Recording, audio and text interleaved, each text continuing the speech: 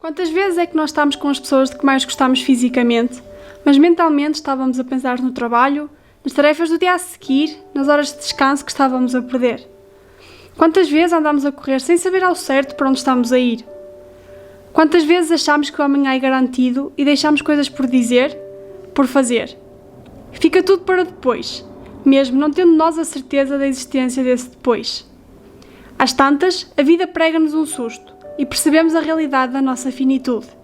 O quão frágil é a nossa existência e como de hoje para amanhã, nós, ou as pessoas de quem mais gostamos, podem já não estar cá. Quantas vezes paramos para pensar nisto? Diria que poucas. Neste vídeo entrevisto o Nuno, o meu irmão, e espero que com ele se relembrem que a vida é efêmera e que saber viver e aproveitar o presente é uma das coisas mais importantes a aprender. Prontíssimo para a vida. Então, a primeira pergunta, e é para aquelas pessoas que não sabem quem tu és, é: quem és tu?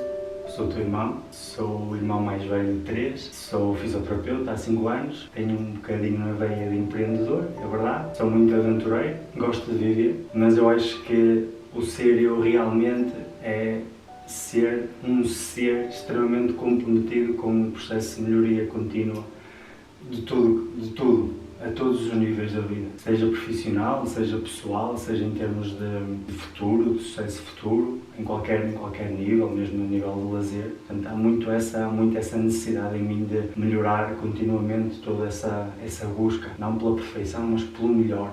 Qual é a tua primeira memória? A minha primeira memória, assim de forma espontânea, lembro perfeitamente dos fins de semana que passava com os nossos avós na autocaravana.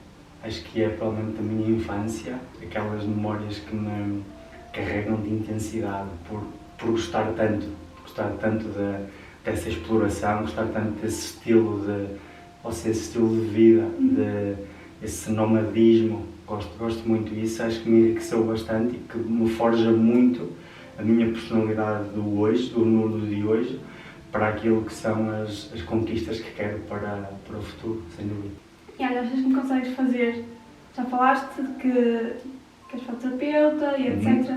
Consegues-me fazer uma espécie de timeline da tua vida, em que começas em criança e podes até partilhar algumas coisas que tu fizeste, por exemplo, a questão dos nossos primeiros negócios. Também falaste que eras meio empreendedor. Sim. Então acho que podes partilhar essa questão, começar por aí até aos mais recentes. É sim, quando éramos pequeninos, no verão, não é? Nós não éramos de todo bichos de casota, não é? Gostávamos de ficar para fora e felizmente não tivemos uma infância rica nesse aspecto. Nós não nos conformávamos com o simples facto de só brincarmos com os nossos colegas, isso não chegava. Então, e tu também tens essas memórias de quando éramos então mais pequenitos. Os nossos pais tinham então uma garagem lá na zona onde vivíamos e eu rapidamente comecei por vender umas peças de bicicletas, peças velhas, mas vendia, o que é certo era que vendia, se enganava as pessoas, não sei que eu não percebi nada de bicicletas, mas de repente, e passado algum tempo, a veia artística veio um bocadinho ao de cima, porque sabes, somos extremamente criativos, também já conversámos muito sobre isso. E tu aproveitaste quase como aqueles peixes que vivem em simbiose com os tubarões, não é? Pá, está aqui o meu irmão, tem muita gente a comprar peças para bicicletas. Vou montar aqui uma banca de limonadas, vamos vender limonadas a 5 cêntimos. Depois pronto, surgiram outras coisas, não é? Comecei a fazer autocolantes para bicicletas, que estavam muito na moda na altura, e eu tinha um jeitito para aquilo. Mas essas memórias são memórias muito boas, porque nós não passávamos as férias só a brincar. Passávamos as férias já a desenvolver capacidades de gestão, podemos dizer, de gestão, de criação, de inovação, e que hoje realmente existe muito disso em nós. Acho que é bastante óbvio. Sim, a totalidade de nós daquilo que fazemos, são as nossas ações, tem muito que ver com isso. Uns anitos mais à frente, o que é que me recordo? Aqui uma memória interessante e que acho que faz sentido partilhar. Eu comecei a dedicar algum tempo à minha condição física, ao meu bem-estar físico, passado alguns anos, sim, diria por volta dos 16 anos. E isto é importante dizer, Mana, porque tu percebes realmente o impacto que o físico tem na forma como as pessoas se dispõem para contigo. E eu recordo-me que, eu, felizmente, tirava boas notas, gostava muito de estudar e gosto muito de estudar. E na altura, os meus amigos, eu tinha um amigo, era o Pinto, um amigo próximo do peito. Ele estava comigo para tudo. Os restantes quase que sentias que falavam contigo porque para lhe dares uma dúvida, ou para os apontamentos, ou pronto, que eu fazia com gosto porque eu gostava daquilo, mas mais tarde é que tu começas a ligar o tico e o teco. E a partir do momento em que o Mano começou a dedicar mais tempo ao corpo, digamos, não digo ao culto do corpo, mas ao bem-estar, eu precisava de ter um estímulo diferente na minha vida, para além de só estudar e ter um amigo. E é interessante porque aquelas pessoas que antes não me cumprimentavam ou que só falavam comigo na perspectiva académica, passaram a fazê-lo de forma um bocadinho mais social, do género mais, o Nuno até está mais coisa, está mais aquilo, está maior, não é? O termo que costumam utilizar, e notas que de um rapaz que passava despercebido pelos pingos da chuva sem se molhar, passou, não digo para um rapaz super popular, não foi este tema, mas passou para um rapaz que já não era visto como despercebido. Isso por um lado trouxe-me alguma revolta, porque as pessoas não têm que ser definidas pelo invólucro. E eu senti um bocadinho isso, percebes? O suficiente para realmente isso ser introduzido no meu carácter como algo importante a ter em conta quando conheço pessoas. Não dá para julgar, não podes julgar, não podes condenar quem quer que seja pelo invólucro, pela caixa que apresentam, não é? Há muito mais que isso. Mas pronto, isso foi uma fase da vida que me moldou e que realmente é uma memória muito, muito interessante e que me ajuda muito hoje em dia. Uns anos mais à frente, terminando o liceu, aí entrei provavelmente para uma das maiores aprendizagens da minha vida, que foi a entrada na faculdade. E se quando éramos pequeninos fazia sentido nós quase que nos lançámos aos leões para fazermos amigos, então na faculdade é isso. Na faculdade vives aquela máxima de que se formos uns para os outros, realmente a coisa funciona de maneira um pouquinho mais eficaz. Na faculdade foi isso, foram um mês e meio, 2 meses muito intenso em termos de relações, criação de vínculos, ganhares rede, de certa forma, e que de certa forma também te dão aquele suporte que tu precisas, porque tu não tens a família naquele momento. Tens, à distância de um telefonema, à distância física, não é? Mas acaba por ser uma segunda família que tu querias e que te vai acompanhar nos momentos de conquista, não é? E nos momentos menos bons, a questão da praxe e tudo mais. Portanto, foi uma fase de crescimento pessoal, desenvolvimento pessoal incrível, que sou muito grato por isso. Entretanto, mercado de trabalho. E o mercado de trabalho, se eu me tinha desenvolvido a nível pessoal de forma incrível até ao último ano de faculdade, então entrando no mercado de trabalho, existe uma estaleca completamente diferente. E então, a partir do primeiro dia de trabalho, eu percebi, bem, vou trabalhar com pessoas, tenho que saber sobre pessoas. Foi aí que comecei a ler os primeiros livros e que realmente posso dizer que são provavelmente os melhores investimentos que tenho feito desde há 5 anos esta parte. Inicialmente não gostava de ler porque acho que efetivamente não tinha encontrado o registro do livro que me interessasse. Quando comecei, recordo-me que o meu primeiro livro foi A Vida Secreta dos Intestinos. E a senhora, mas o que é que isso tem a ver com pessoas? Tem tudo a ver com pessoas. E então daí criam-se depois uns raminhos para outros temas, não é? Para outros autores. E então eu sempre tentei potenciar esse meu conhecimento, embora que é ainda muito reduzido e pequenino, porque não falta matéria para tu poderes estudar. Mas então aí eu percebi que se tu queres ter sucesso na tua profissão, se tu queres ser um profissional íntegro e capaz, se tu trabalhas com pessoas, tens que perceber pessoas. Ponto. Então aí cria-se um bocadinho mais essa maturidade que já se vinha a criar, mas uma maturidade, mais transversal, se calhar, a todas as áreas da vida, porque todos os serviços, todos os produtos envolvidos são para pessoas. Se queres que o teu produto venda bem, que o teu serviço seja bom, tens que perceber pessoas. Claro. Portanto, isso para mim foi, digamos, aquele ponto de viragem entre aquilo que é dito nos contos de fadas, historinhas e pandas e Cartoon Network e tudo mais, para aquilo que realmente importa. E não é difícil. E não é difícil. Portanto, esse mais uma mais um ponto marcante em termos de aprendizagem nessa timeline que tu me falas. Eu tenho algumas frases que são máximas na minha vida, no que diz respeito à felicidade, no que diz respeito ao prazer ou ao gosto que tu tens a desenvolver tarefas. Há algumas frases então e que me moldam, e se calhar aquela que mais me molda é: não devemos investir naquilo que não nos traz retorno. Ok? Seja em que contexto for, seja retorno financeiro, pode ser um bocadinho extrema esta frase, mas para mim faz todo sentido.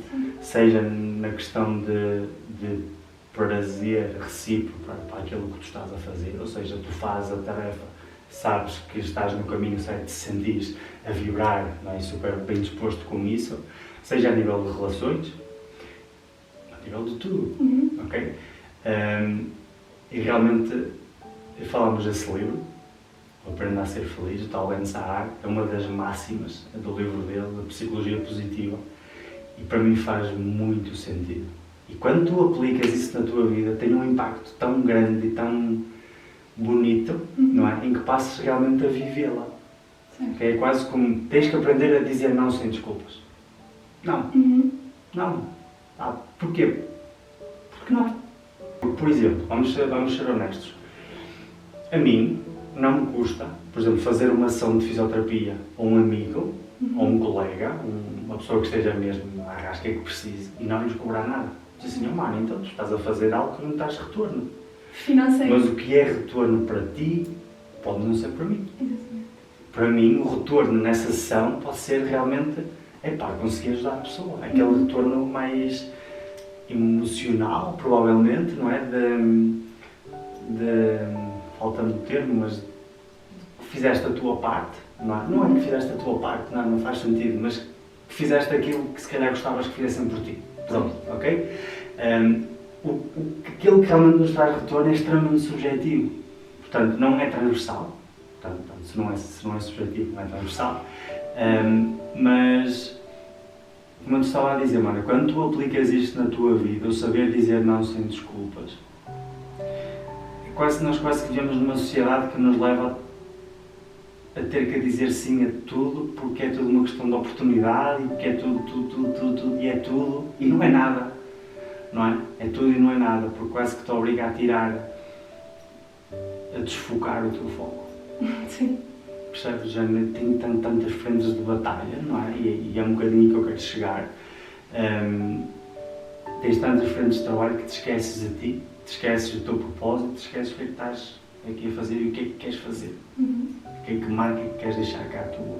E isto para te dizer, e voltando à questão do empreendedorismo, porque esta frase tem tudo a ver com isso, a solução, que é um projeto já com quase 3 anos de existência, foi um projeto que surgiu precisamente nesse sentido, numa fase da minha vida profissional em que eu não estava de todo motivado, não pelo trabalho que estava a desenvolver, mas pelo meu contexto.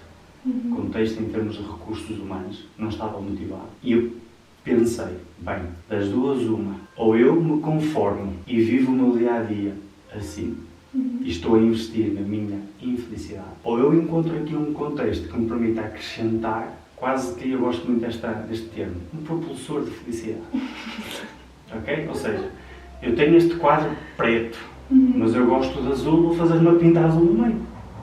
Quando olhar para ali, eu vou-me focar no que mais gosto, que é a pinta azul. Então eu fiz uma pinta azul na minha vida, que foi criar, progressivamente, e com muito trabalho, muito estudo e muitas horas de sono perdidas, um projeto em que eu me identificasse e que me pudesse, de certa forma, acrescentar algum gosto, algum prazer à minha rotina diária que eu estava a perder. Okay? Ou seja, eu não queria que na minha cabeça o foco fosse só aquela infelicidade que eu estava a desenvolver diária e queria ter ali algo que me estimulasse. Pronto. E foi nesse sentido. E a solução cresceu a passos pequeninos, numa fase inicial, aperfeiçoar procedimentos.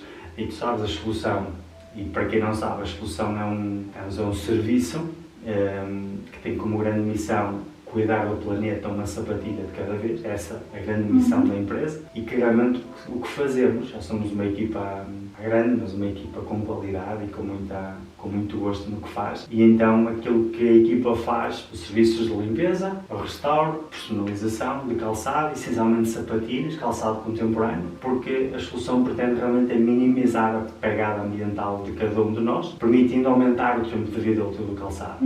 E então a solução surgiu para me trazer instabilidade, mas não é uma instabilidade negativa, uma instabilidade extremamente positiva, porque permite ter um foco secundário para sentir que realmente a tua vida tem propósito. Sim, no fundo estavam a receber uma estimulação positiva. Exatamente. Portanto, não nada de todo no sentido negativo, esta questão da instabilidade. Pronto, e a verdade é que com consistência, com estudo, com muitas horas de trabalho, com muitos erros, a solução vai fazer 3 anos. Neste momento tem sido provavelmente o meu maior suporte a todos os níveis. Da Sofia também, e as pessoas vão já, quem está aí a ver, vai já perceber porquê. E estamos a falar de um projeto pequenino que no nosso coração ocupa uma parte incrivelmente grande. E eu acho que a veia de empreendedor vem essencialmente, não pela questão de quero fazer dinheiro e quero e coisa, e ambiciono, não. Fazer coisas diferentes. Sentis que não estás a desperdiçar tempo da tua vida. Portanto, vem um bocadinho daí. E depois da solução? Bem, provavelmente, e claro, temos, e que faz sentido falarmos disto, pela experiência tão positiva que foi. O ano passado, em outubro, 11 de outubro de 2019, o Mano teve um acidente, o Mano ia de moto, uma das paixões gigantes do Mano e da Sofia. Sim, é verdade, sim, mas aproveitamos agora o momento, uma das grandes paixões de Sofia, namorada do Mano, a noiva do Mano. E então em outubro, nesse dia 11, uma sexta-feira, um dia normalíssimo, entrava às 8 da manhã, à partida acordei, porque eu não me lembro desse dia, sempre com tempo e horas. Preparei o saquinho, tomei um pequeno almoço, fui à minha vida. Nesse dia fui de moto, decidi de moto. Pronto.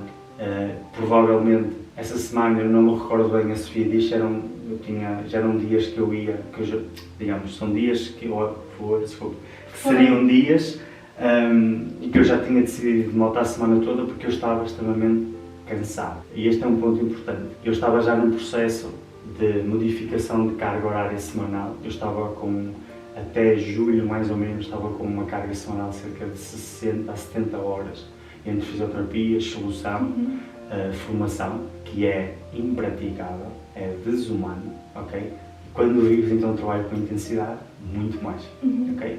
E então, de agosto em diante, já tinha feito um ajuste nos horários, mas estava outra vez em outubro, início de outubro, estava a rampa de trabalho a aumentar, porque eu ia dar formação no final do ano, e já foi uma semana em que realmente optava por ir de moto, porque me permitia dormir mais 15 ou 20 minutos, que na verdade não é nada, mas se calhar fizeram sentido. Pronto, e então, para ser mais sucinto, eu estava a 2 minutos da clínica, e isto que te vou contar agora foi como foi reportado, porque eu não me recordo do acidente, não me recordo sequer de ter saído de casa. Um senhor, dizem que na casa dos 75, 76 anos, calculou mal uma mudança de direção.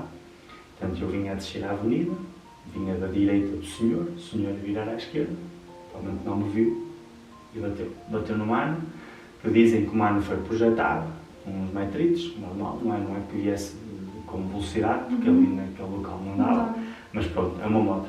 Foi projetado. No momento não soube perceber muito bem do que é que resultou essa projeção e esse acidente em si. Na altura, a fratura do antebraço seria o mais visível, que foi uma fratura exposta, mas de resto, não é nada. Ainda entrei nas urgências consciente. Podemos dizer que procederam depois 2 semanas, para mim, super tranquilas. Para quem se apercebeu do contexto, bastante sofridas, em que o Mano foi induzido em coma, porque realmente existiam lesões cerebrais que poderiam condicionar muita coisa, especialmente a nível funcional, porque na altura do acidente, como te disse, como falámos, provavelmente só a fratura do antebraço é que foi visualizada e vista como primeiro trauma, porque foi exposta, portanto, foi vista, não é? A lesão cerebral, acho que na altura a Cátia disse-me que eu só referia dores de cabeça. E que a equipa de intervenção médica falou que provavelmente seria de stress pós-trauma ou algo do género. Depois também fui amarrado, fiquei um bocadinho desorientado e agitado, Mas não, efetivamente depois com a realização do ataque existiam danos cerebrais que tiveram que ser controlados. Fui sedado, entrei em coma, essencialmente isso é um procedimento que nos ajuda a diminuir, ou que ajuda aquele corpo a diminuir a quantidade de informação que é processada, não é? O cérebro não precisava disso de todo. E depois tentar perceber se seria necessário então um procedimento cirúrgico para descomprimir o cérebro, ou seja, fazer com que a hemorragia interna não comprimisse zonas do cérebro que as pudessem privar do oxigênio, fazer com que os neurónios morressem, era tentar reduzir esse desastre ao máximo, não é? Pronto, e foram 2 semanas muito sofridas para ti, para a família, para a Sofia, para os meus amigos, porque habituados a ver um rapaz cheio de genica e força e vamos para a frente e siga, vamos trabalhar, fazer e acontecer, para um rapaz que estava ali, à espera do momento para acordar e continuar a fazer a mesma coisa, não é? Sim. E pronto, ao final de 2 semanas, sensivelmente, houve 2 ou 3 tentativas de retirada de sedantes, mas eu comecei muita vida dentro de mim. Não estava a reagir bem, tinha reflexo, lembro de Sofia ficar assustada, lembro-me de ti também, lembro-me de me terem dito que tu não lidaste muito bem com uma situação dessas, em que acho que houve um espasmo alogénico, me levantei da cama e ficaste um bocado perturbada, que é normal, porque as pessoas não estão habituadas a ver isso do pé para a mão. Como é que foi acordar e alguém te dizer, olha, isto aconteceu-te, tiveste 2 semanas a dormir e tu acordas e sabes disso, e como é que foi isso? Mano, tu acordas de um coma sem saber o que se passou, tu não sabes. Eu acordei, estou aqui, tenho máscara, tenho uma liga na cabeça, tenho gesso no braço, estou bué da magro. Para perceber, ficas quase uma ingenuidade um bocado estranha, estás a perceber? Ok. Eu quase que aceitas, percebe? Eu pelo menos, foi acontecer isso comigo. Passado pouco tempo de ter acordado, algálias, fraldas, mas tipo, na descontra, percebes? Acho que não tinha os sensores de tal modo ativos que me permitissem refletir sobre o que estava a passar. Catéteres, pi das máquinas, não estava a conseguir perceber. Via que realmente era um contexto complicado, porque estava quase toda a gente acamada à minha volta, do pouco que eu conseguia mexer a minha cervical. Passado pouco tempo, vem a doutora Celeste. Nuno, eu sou a doutora Celeste, estou a acompanhar-te neste teu processo aqui nos cuidados intensivos, portanto, primeira informação, cuidados intensivos. Sabes o que é que se passou? Eu não sei, doutora, deve ter partido um braço, até aconselhar uma coisa ao braço, porque ele está engessado. Ele disse-me, olha, não, tiveste um acidente de moto, para a tua resposta de um braço, fez-te um traumatismo cranioencefálico. Ok. Mas temos que fazer uma craniotomia. A craniotomia é o processo em que eles fazem uma retirada de parte do calo ósseo, da calota óssea, do crânio, para precisar descomprimir, que falámos há bocadinho. E eu recordo-me que nessa altura eu levo a mão à cabeça para tentar perceber quanto é que tinham tirado. E estamos a falar de uma dimensão, quase metade do crânio saiu, não é? Mas lá está, ainda naquela ingenuidade, porque tá, ok. E tu perguntas, não mano, ficaste revoltado com essa informação? Não fiquei revoltado. Foi muita informação em pouco tempo. Porque do género, não existia nada nos teus reservatórios de memória que te pudessem associar e tornar, não digo real, mas perceberes a realidade do que te estavam a dizer. Sim, ainda não tinhas tido tempo suficiente para perceber a dimensão do que estava a acontecer e que tinha efetivamente acontecido. E eu, bem, não estaria muito mal, porque eu recordo-me que os primeiros pensamentos que tive foi, ok, eu na faculdade já estudei TCEs, eu preciso perceber como é que estou a nível motor, de movimentos, como é que está a minha cabeça. Se penso, se falo, se comunico. Isto não é nos pensamentos mais profundos. Se consigo raciocinar, se me lembro.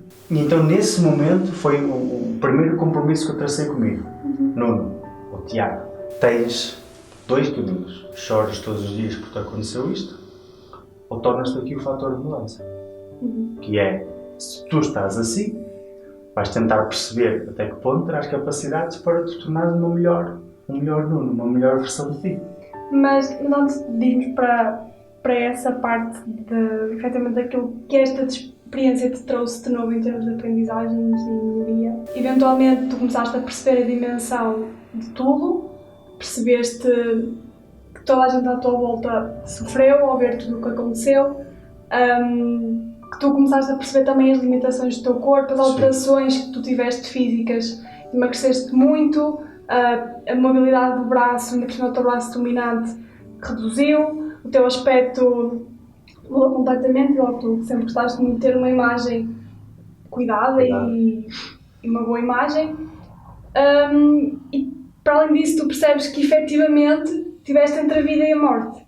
E depois toda a gente dizia que ninguém sabe como é que é possível tu teres tido o que tiveste, os danos que tiveste e teres acordado o mesmo Tiago. E a pergunta que eu te faço é, agora, tu olhas para trás e acabas por refletir inevitavelmente, e como é que tu te sentes por saberes que és uma grande improbabilidade médica? Ou seja, não vou dizer que foi um milagre e pronto, mas como é que tu te sentes a saber que estava tudo contra, não digo contra ti, mas contra a forma como tu acordaste tão bem? Ou seja, toda a gente nos dizia, preparem-se, ele pode ter que aprender a falar, a andar, ele pode... O cenário era completamente... Ninguém sabia o que é que ia acontecer. E aconteceu aquilo que ninguém esperava, que foi tu acordaste exatamente... Bem, nos primeiros tempos não, mas ficaste igual a sempre. Então a questão é essa. Não é fácil de responder, mana, porque tu não decides se a lesão é na área X, 1 milímetro mais ao lado. Não decides isso. Não decides se a lesão do braço é só óssea, se é muscular, se é nervosa. Não decides isso. Mas decides tudo aquilo que poderá fazer com que tu te tornes uma estrutura robusta para um acontecimento desses. E então eu acredito, e falámos disso há bocadinho, eu cada vez mais acredito que nós somos 100% responsáveis por tudo o que acontece na nossa vida. E diz assim, não, mano, estás a brincar comigo, porque o acidente não foi responsabilidade de tudo. Mano, eu em certa parte tenho responsabilidade porque eu decidi de modo naquele dia trabalhar. Certo. Portanto, eu acredito que o destino, há gente que diz, e eu posso mudar o meu paradigma amanhã, que o destino já está traçado. Eu acredito que nós, pelas pequeninas decisões que tomamos no nosso dia, vamos decidir o destino à posterior. Certo. Eu acredito nisso. Então aquilo que eu te digo é, e digo em brincadeira, a medicina não estava preparada para um artista como eu. Agora fora do tema, nada, não tem a ver com isso. Eu acho que responsabilizei-me nos 10 anos anteriores ao acidente a cuidar de mim, a ser uma pessoa saudável, a comer bem, a treinar, e acho que, sinceramente, no dia do acidente, toda essa estrutura relativamente coesa e rígida conseguiu responder bem à adversidade. Diz assim, mano, mas caralho, tu fizeste uma fratura exposta, tiveste um traumatismo encefálico, pode ter ficado sem braço, ter ficado sem andar. Se calhar isso não aconteceu, porque existia uma estrutura capaz de suportar a carga. Isso em reabilitação, na minha realidade, é aquilo que eu tento passar aos utentes, irmã, que é a relação entre carga e capacidade é importantíssima, não é? Tu não vais sobrecarregar uma estrutura que está talhada para receber 9 kg com 10 ou 11. Tu tens que trabalhar a capacidade dessa estrutura para conseguir abranger, de certa forma, num período maior, não é? Cargas também diferenciadas. E depois também depende quanto tempo é que tu suportas aquela carga, não é? Até pode ser uma carga que tu suportes, mas pelo tempo que te é acumulado, traz mazelas. Mas eu acredito nisso, mano. E também, em jeito de brincadeira, eu falei convosco e com a Sofia. Essa vontade tão grande de viver, que eu sempre tive, agora ainda mais, as minhas células respiravam isso quando eu estava naquelas 2 semanas a dormir em coma. Nós não somos só matéria. Eu não acredito. Nós não somos só matéria. Existe algo mais, e eu respeito muito isso do algo mais, que tem impacto positivo ou negativo. Para mim teve um impacto positivo. Eu acredito que se calhar o subconsciente, não é? Aquelas reservas que tu tens mais profundas no teu cérebro e mesmo tudo o que foi memorizado, não é? Nos processos de divisão celular do teu corpo, que eu acredito nisso, existe matéria sobre isso, artigos sobre isso, respiravam isso, vida. E então tu perguntas, mano, mas tu não tiveste capacidade de decidir sobre isso no momento? Certo. Mano, vou dizer um palavrão. Quando tu, em momentos de dificuldade, decides mudar a tua vida do avesso, dá merda.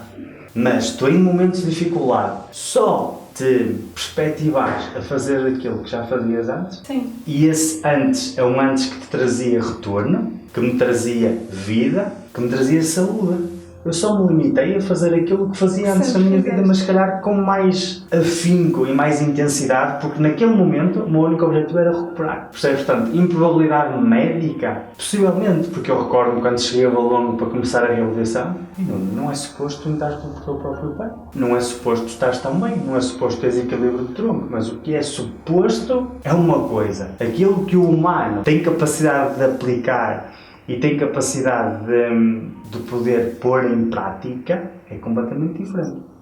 Todos nós temos os nossos tempos de resposta à situação, todos nós respondemos de maneira diferente também à adversidade.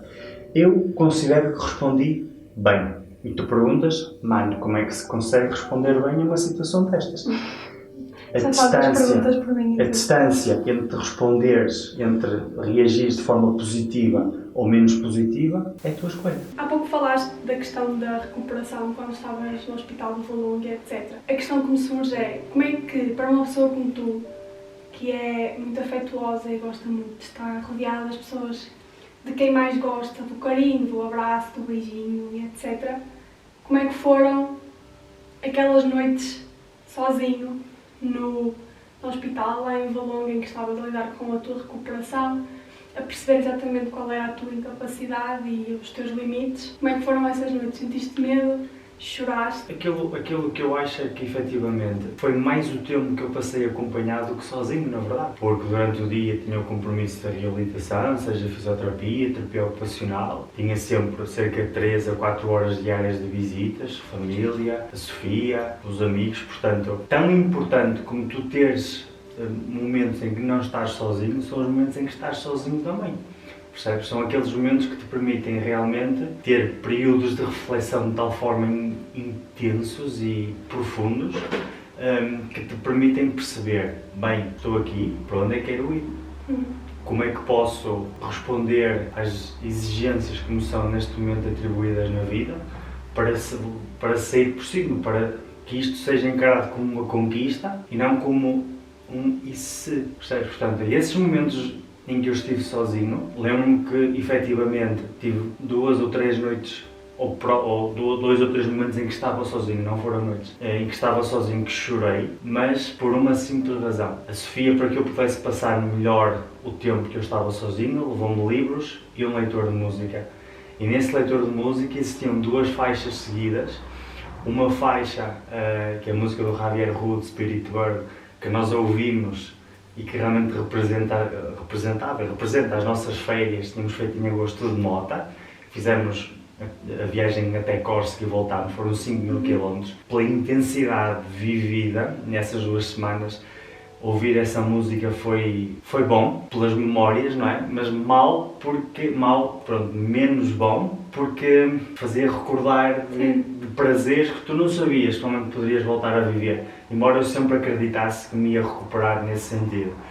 E a faixa a seguir foi a faixa que na altura eu utilizei para pedir a Sofia em casamento. Portanto, eram cerca de 10 minutos em que eu chorava, por tudo. E esta última faixa, essencialmente, a da música do casamento, porque foi para um dos dias mais bonitos da minha vida, foi dos dias em que mais nervoso me sentia. Eu passei o dia todo com dores na ATM, uma coisa terrível. Fiz o pedido de casamento à Sofia e a coisa dissipou, mas foi de tal forma impactante que ter que ouvir isso mais à frente, e pronto, com o acontecimento do acidente em fresco, como é que eu tenho de explicar? Deu-me força e responsabilidade para recuperar-me a 100%, ou próximo dos 100%, ou recuperar o melhor possível dentro do meu potencial, para que no dia do casamento eu estivesse lá. Pronto, por todas as razões agora conhecidas, a questão pandémica, nós tivemos que o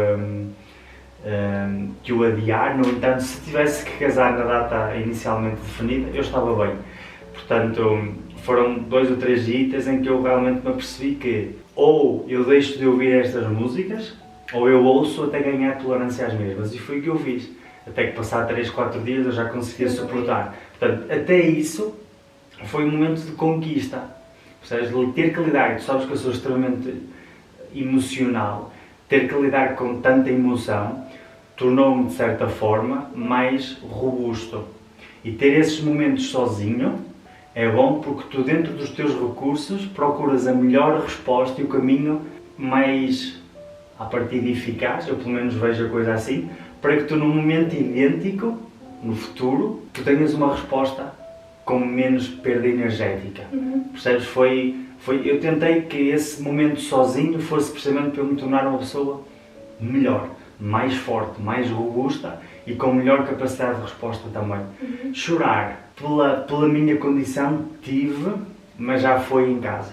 Quando começaste a olhar para as cicatrizes, para a tua incapacidade da mão? Sim, foi... Isto é tudo muito bonito. E realmente, eu hoje ter a capacidade de falar contigo, que estou a falar, isto é o resultado de um processo longo, intensivo, diário, ok? Em que tu assumes que aceitares o que aconteceu faz com que doa muito menos. Sim. Ok? E eu desde cedo aceitei, mano. Eu desde cedo aceitei. Como te disse, aceitei isto como um projeto para a minha vida. Como qualquer outro projeto, que felizmente já tive em mãos. Foi um projeto, se calhar, até o momento, o projeto mais importante.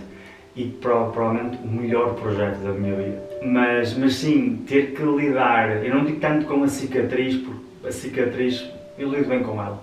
Lido mesmo bem com ela. Aliás, a cicatriz é a minha força de viver todos os dias. É olhar para o espelho diariamente e pensar, bem, eu superei, ficou esta marca, portanto, situações de menos valor, de menos força e de menos intensidade vão representar nada no meu dia de hoje, porque esta é a superação, pelo menos na minha vida.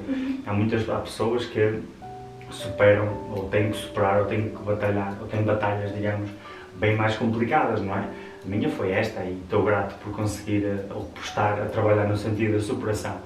Mas teres que lidar, embora que estamos a falar de curtos dias, tive 2 ou 3 dias real em fevereiro, não me esqueço, foi em fevereiro, foi cerca de 1 mês antes da minha última cirurgia, a cirurgia de prótese, de colocação de prótese no crânio, em que eu via diariamente as minhas capacidades do braço, da mão, essencialmente, a diminuírem. Eu perdi a escrita, comer com talheres era praticamente impossível, tudo que fosse tarefas de carga, de força, de apreensão, de segurar, isso é complicado. Tu vês todos os dias as tuas capacidades a diminuir, ao ponto de ter chegado um dia em que pensei, não, eu vou ter que deixar de ser fisioterapeuta, provavelmente. Vou ter que arranjar aqui um contexto que me permita subsistir. E muitos planos alguns planos foram postos em cima da mesa, muitos a rabisco, mas a verdade é que depois da última cirurgia, isso foi uma hipótese de ter que deixar a fisioterapia ou qualquer outra atividade que implicasse destreza manual, deixou de ser uma realidade, passou a ser uma realidade mais remota. Mas foram 3 dias que eu chorei por isso, porque eu sentia que a limitação poderia provavelmente fazer com que eu deixasse de ser o que era. Certo. Que eu deixasse de investir naquilo que me traz retorno, não é? Que me traz felicidade e prazer.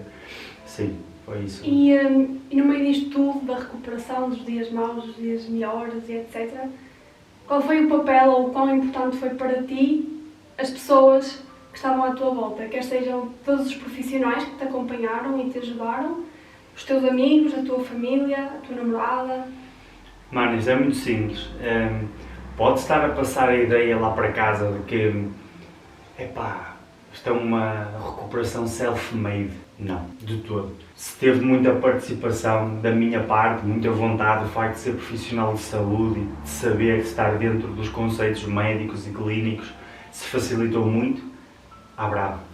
Facilitou imenso porque eu conseguia avaliar o meu corpo, conseguia avaliar os sinais do mesmo, conseguia perceber em termos de prognóstico como é que eu estava, e a verdade é que em 9 meses, mano, estou bem demais à partida para aquilo que é o by the book clínico, percebes? Mas para mim isso vale o que vale. O O que eu sei é que trabalhei, que existiu consistência e que tive ao meu lado sempre os melhores. Okay? Portanto, não foi self-made. Digamos que, como se costuma dizer, os astros se alinharam e eu consegui ter todo o contexto que me permitiu brilhar. Uma equipa médica incansável, exímia nos cuidados que me prestaram, mesmo eu tendo feito muita asneira na fase mais aguda da lesão, precisamente pela área cerebral que foi afetada, eu perdi filtro, okay? Eu perdi ponderação e deliberação, caí bastantes vezes, mas para além disso, uma família incansável, uma noiva que não há palavras, dizer que é guerreira, não existem palavras que exprimam com suficiência aquilo que ela foi. E isso me motivou bastante. Lembro-me que para eu perceber, ou melhor, a Sofia, o que ela fez para eu perceber a corrente de força que estava a ser criada à minha volta, à nossa volta, de ela, tipo, dia sim, dia não, fazer um screen das histórias do Instagram que os meus amigos colocavam, imprimir em papel fotográfico e tipo dia sim, dia não entregavam, era uma injeção de motivação e eu só pensava, epá, tenho tanta gente a lutar e a torcer por mim, como é que eu não posso recuperar? Qual é a desculpa que eu tenho? Primeiro, eu sou profissional de saúde, não tenho desculpa. Segundo, desde cedo consegui perceber que a minha cabecinha estava bem. Era a única coisa que eu precisava de saber. A minha cabeça está bem. Eu, 3 dias depois do coma, estive a ler um livro. E fiquei super contente quando existia coerência na minha cabeça a interpretar aquilo que lia. Eu soube, a Solução fez 2 anos, 3 ou 4 dias depois de eu ter acordado do coma, e eu lembrei-me da data da Solução, do aniversário. Sim. Toda a gente que me ia visitar eu conhecia, eu só precisava dessas provas, porque o físico recupera-se fácil, muito fácil. Portanto, depois de eu ter garantido isso, o caminho, para mim, só fazia sentido a subir. Mas, voltando um bocadinho atrás, foi, se não fundamental, foi muito preponderante todo o contexto que me envolveu. Desde os amigos, à família, à namorada, à equipa médica, aos timings, à decisão, às decisões tomadas dos timings, eu não gosto de usar o certo e o errado, mas adequados.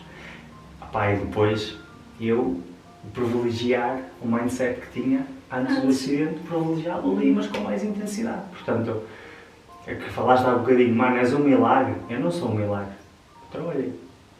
São coisas completamente diferentes. Sim, no fundo só foste o que eras. Sim. E isso foi um fator, uma vantagem, digamos assim, para a situação que tu... A questão de, falámos há bocado, para mim é sorte. Para mim sorte é quando tu vais na rua e encontras uma nota de 20 euros no chão. Isso é sorte, ok? Se me perguntares se eu tive sorte no acidente, sim. No entanto, existiu ali todo um conjunto de variáveis físicas que se alinhou para que eu não tivesse lesões maiores também. A forma que depois estive a estudar, a forma como eu bati no carro, a forma como eu fui projetado, a forma como eu provavelmente caí, tudo isso pode ter justificado se é sorte. Foi a forma como os corpos, como a matéria se ajustou naquele momento. Portanto, se é sorte ou não, não sei dizer. Aconteceu assim. 2 meses e 18 dias depois do teu acidente, tu correste a São Silvestre, no Porto. Se alguém se virasse para ti e dissesse, olha, conheço um rapaz que teve um acidente de moto muito grave, teve entre a vida e a morte, teve em coma e passado 2 meses e 18 dias correu a São Silvestre. Provavelmente diria que era maluco, mas esse rapaz que tu falas sempre viveu pautado por objetivos e por mostrar aquilo que valia a ele próprio. E, efetivamente, esse tinha sido um objetivo que eu tinha traçado, não pós-acidente, mas cerca de 2 meses antes do acidente, no mês de agosto, por aí, julho, agosto, em que eu falei com os meus colegas da clínica, da Fisiovida, no Porto, que lhes disse, fixe, era nós objetivarmos a fazer a corrida São Silvestre em equipa, em Fisiovida, equipa Fisiovida, para realmente nós, se acreditarmos na influência que o exercício tem na nossa saúde, na saúde dos nossos utentes e no bem-estar deles, e na reabilitação, vamos dar provas disso, vamos ser credíveis daquilo que dizemos. E aquilo ficou-me na cabeça. Então, quando acordei e quando comecei a dar os primeiros passos, a ter força nas pernas, a fazer alguns exercícios que me deixavam mais contente, eu disse, não, eu vou conseguir ir a São Silvestre. E recordo-me que eu falava com médicos, eles diziam, oh Nuno, tens que ser sensato, ok? Tens que ser sensato, isso não faz sentido nenhum, tu não vais conseguir. E era 10% de motivação que me era acrescentada ali. Falava com outro médico, era a mesma conversa, mais 10%. Se fiz bem ou se fiz mal, fiz bem porque correu tudo bem. Foram 10 km, não parei uma única vez, não corri como corri, mas corri. E cheguei ao fim e foi provavelmente dos momentos mais emotivos que tive. A Sofia fez esse esforço comigo, ela nunca tinha corrido 10 km e ela só pensava assim, pá, se ele consegue e está todo, desculpem o termo, está como um canho, como se costuma dizer, epá, eu não vou conseguir porquê? Pá, eu meti aquilo na cabeça que ia fazer e que ia dizer aos médicos que disseram que eu não conseguia, que ia. E isto foi muito importante para mim porque foi mais uma vitória. Se eu tinha vitórias diárias, que era eu conseguir tomar banho sozinho, eu conseguir segurar uma caneta, eu conseguir fazer um agachamento, eu conseguir sentir a perna e o braço, lavar os dentes sozinho, essa foi a vitória, a primeira grande vitória, em que eu realmente consegui mostrar a mim próprio de que o corpo humano é um engenho incrível e que consegue e que nós podemos fazer dele o que quisermos, depende da nossa vontade, e depois sentir que tinha ali o apoio da minha equipa, da Fisiovida, dos meus amigos, mais colegas de trabalho são amigos, foi incrível porque eles foram incansáveis comigo desde o início. Então naquele dia eu tinha que fazer aquilo também por eles verem que a força que me deram teve como resultado eu conseguir correr a São Silvestre que me tinha proposto. E se tivesse que fazer hoje outra vez, fazia duas. Agora, para entrarmos nas últimas questões, e porque nós já falámos sobre isto de às vezes termos tudo muito garantido e acharmos que o dia da manhã está garantido. Se tu tivesses um megafone e toda a gente do mundo te estivesse a ouvir, o que é que tu dizias a essas pessoas que aprendeste com esta experiência e que é fundamental para todas as pessoas viverem de certa forma mais conscientes do que é isto de estar vivo? É muito importante que as pessoas não vivem como se fossem imortais. E eu vivia assim até à altura do acidente. Sim, esses 8 meses foram bastante intensos, porque também marcaram uma mudança brutal na minha realidade profissional. Eu tinha que trabalhar, tinha que fazer das tripas coração. E eu muitas vezes comentava com a Sofia que às vezes em algumas ações dela, ela parecia que vivia como se fosse imortal. Mas na verdade, uma das primeiras reflexões que eu tive pós-coma foi: era eu que vivia assim. Porque eu não tirava tempo. Eu privilegiava o trabalho. Eu era para os outros. Mas esses outros não incluíam a família, tantas vezes quanto eu queria. Não incluíam a Sofia, tantas vezes quanto eu queria.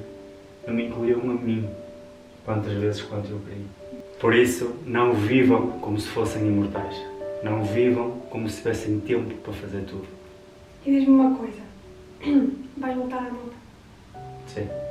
O que é que a moto representa para ti? Continuar a viver.